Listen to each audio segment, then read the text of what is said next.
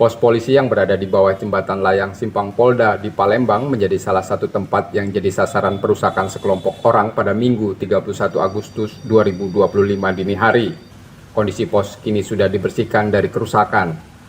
Dari peristiwa itu, tim gabungan dari Polda Sumatera Selatan dan Polrestabes Palembang menangkap sedikitnya 50 orang hingga Minggu siang yang diduga melakukan perusakan. Mayoritas mereka adalah remaja dan di bawah umur.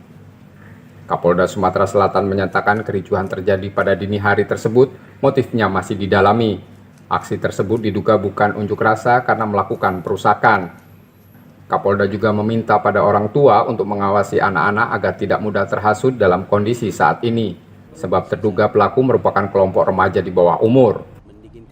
Kalau kita lihat kan tadi malam itu sebenarnya bukan tadi malam, dini hari ya.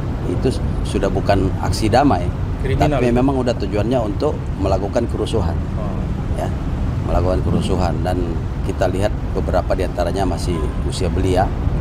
Nah, tentu ini kan disayangkan. Nah, ada beberapa yang kita amankan, ini lagi didatakan. Tentu nanti kita juga akan berhubung dengan pihak-pihak sekolah, termasuk pihak orang tua, untuk bagaimana membina anak-anak kita ini. Gubernur Sumatera Selatan juga meminta semua pihak untuk dapat menjaga kesejukan agar kondisi di daerah tetap terjaga.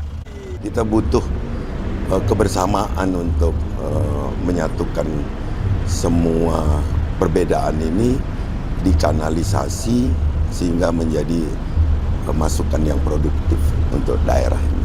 Jadi sekali lagi harapan saya kepada seluruh masyarakat Sumatera Selatan yang sangat kita cintai, sangat saya cintai. Ayo kita jangan sampai terpecah belah hanya karena situasi sesaat. Aksi unjuk rasa yang rencananya akan dilakukan mahasiswa pada Senin 1 September 2025 tetap akan diakomodir pihak kepolisian agar berjalan tertib dan aman. Tim Liputan, Kompas TV, Palembang, Sumatera Selatan.